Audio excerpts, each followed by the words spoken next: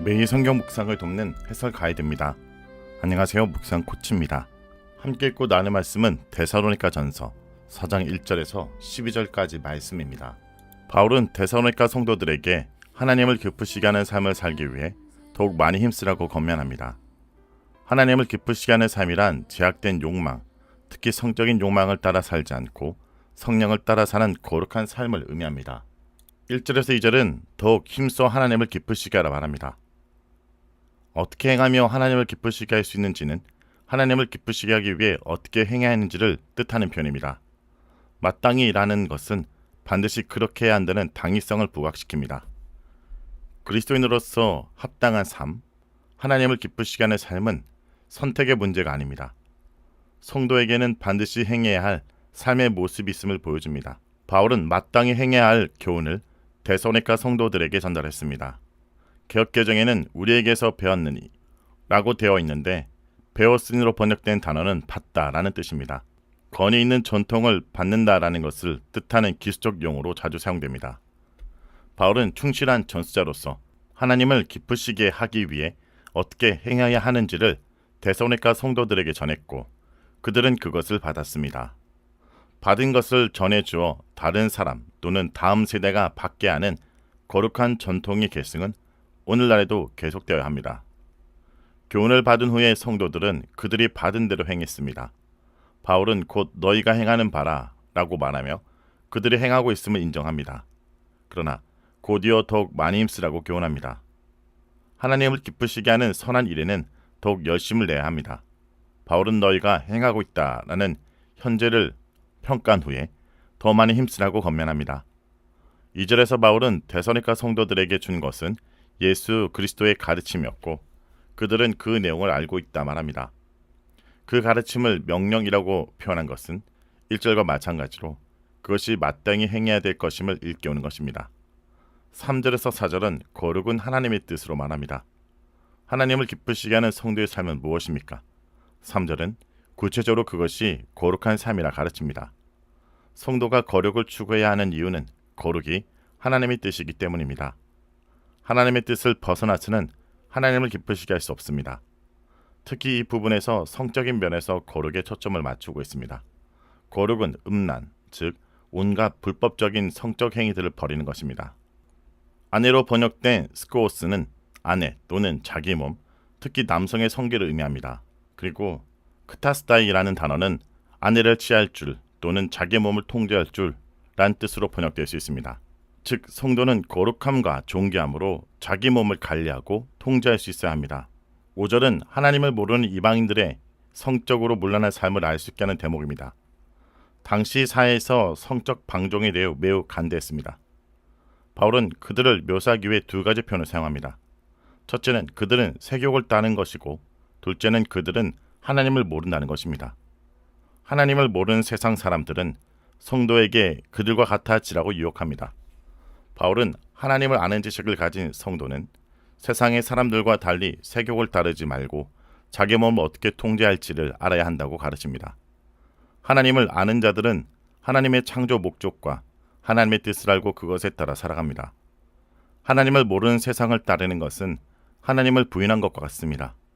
우상 숭배와 성적 타락이 결합된 사회에서 우상을 버리고 하나님께로 돌아와 그들은 우상과 함께 음란을 버리고 거룩한 삶을 추구했습니다. 그것이 우상 대신 살아계시고 참 대신 하나님을 섬기는 옳은 방법입니다. 6절은 주께서 실현함에 대해서 말합니다. 성적인 일에 있어서 형제를 이용한다거나 도를 넘어서는 악한 행동을 해서는 안 됩니다. 불신자에 대해서는 물론이거니와 형제 그리스도인에 대해서 성적인 잘못됨이 없어야 합니다. 이 본문이 정확히 어떤 경우를 가리키는지는 알 수 없지만 형제 친밀한 관계를 이용한 그의 아내나 여종의 성적 관계를 암시할 수 있습니다. 이에 대해서 주님이 복수자가 되신다고 바울은 심각하게 말합니다. 주님의 정의로운 심판이 반드시 주어진다는 경고의 말씀입니다. 성적인 죄는 관련된 남녀 당사자들만의 문제가 아닙니다. 다른 형제와도 문제이기도 하며 주님과의 문제이기도 합니다. 바울은 이것에 대해 미리 말하고 증언 또는 경고했습니다. 바울은 데살로니가 상황을 잘 알고 적절한 교훈을 이미 주었습니다. 그러나 반복해서 그 교훈을 일깨우고 재교육합니다. 1절에서도 그들이 받은 교훈을 상기시키며 더욱 힘쓰라고 권면했고 2절에서도 너희가 아느냐라고 말하며 이전에 준 명령을 기억나게 합니다. 이전에 미리 말하고 경고한 것을 6절에서 다시 언급합니다.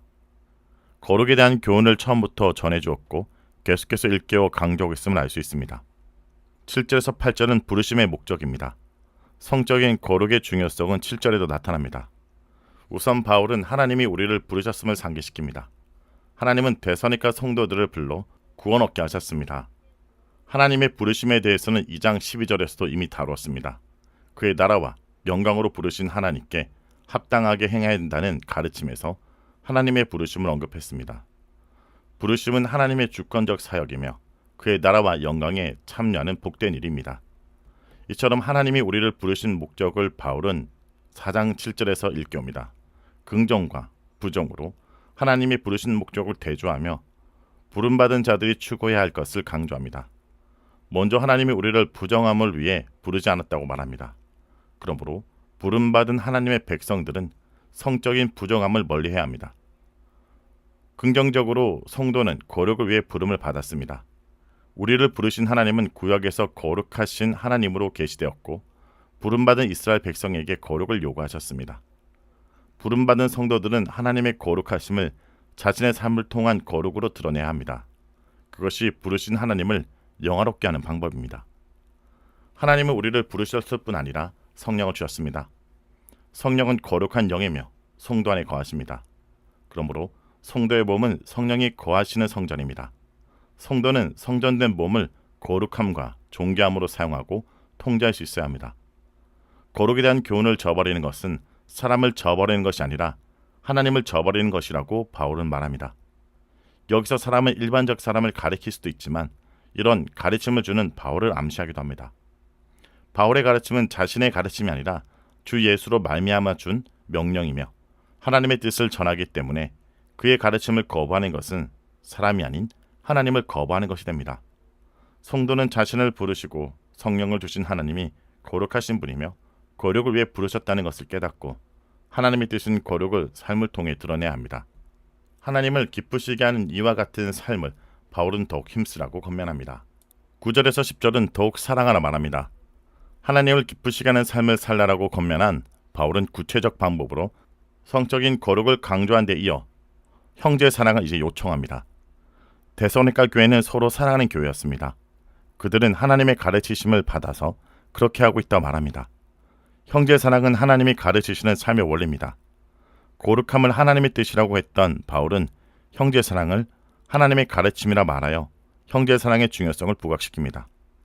데살로니가 성도의 형제 사랑은 데살로니가 교회 내에서뿐 아니라 온 마게도냐의 모든 형제들에게까지 확대되었습니다. 그들은 사랑의 지경을 넓혔습니다. 데살로니가 성도들은 그들의 도시를 방문하는 형제들을 한대했거나 마게도냐 지역의 궁핍한 성도들을 돕는 수고를 한 듯합니다. 바울의 형제 사랑을 실천하고 있는 성도들에게 더욱 힘쓰라고 격려합니다. 하나님을 기쁘시게 하고 하나님의 가르침을 행하는데 더욱 힘을 내야 합니다. 11절에서 12절은 일하기를 힘쓰라 말합니다. 바울은 데살로니가 성도들에게 조용한 삶을 추구하고 자기 일을 돌아보려고 권면합니다. 그들의 신앙 때문에 사람들의 주목을 받게 된 성도들은 쉽게 불신자의 비난의 대상이 될 수 있습니다. 데살로니가 성도들 중에는 게을러서 자기 일을 등한하는 사람들이 실제로 있었던 것 같습니다. 5장 14절에서도 게으른 자를 건개하라 라는 말씀이 있고 데살로니가 후서에도 일하기 싫어하는 자에 대한 권면이 있습니다. 바울은 형제 사랑을 요청하면서 동시에 자신의 일을 등한히 하면서 형제들의 도움에 기대려는 자세도 방지하고 있습니다. 바울은 데살로니가 있을 때에도 자기를 하고 자기 손으로 일하기를 힘쓰라고 가르쳤습니다. 이로써 불신자들에게도 떳떳하며 스스로 일함으로써 다른 형제들의 짐이 되지 않게 하려는 것입니다. 성도 여러분, 우리는 종종 거룩함을 특별한 장소나 종교 의식에서만 찾으려 합니다. 하지만 바울은 거룩함이 바로 우리의 일상, 우리의 침실과 우리의 일터에 있다 말합니다. 성적인 욕망을 다스리고 배우자를 존중하는 삶, 그리고 묵묵히 자신의 손으로 일하며 공동체에 덕을 끼치는 삶, 그것이 바로 하나님의 기쁘시게 하는 거룩한 삶이란 걸 잊지 않기 원합니다. 말씀을 놓고 기도하겠습니다. 주님, 오늘 데살로니가전서 말씀을 통해 우리에게 거룩한 삶의 길을 보여주심을 감사드립니다. 세상의 소음과 유혹 속에서 우리의 영혼이 흔들리지 않게 하시고 주님께서 원하시는 거룩함과 성실함으로 이 세상을 살아가게 하여 주옵소서. 우리의 관계를 존귀하게 여기고 우리의 노동을 주님을 향한 예배로 드리게 하여 주옵소서. 묵묵히 자신의 삶의 자리에서 빛과 소금의 역할을 감당하는 그리스도인이 되게 하여 주옵소서. 우리의 삶 자체가 주님을 향한 가장 아름다운 증거가 되길 원합니다. 예수 그리스도 이름으로 기도합니다.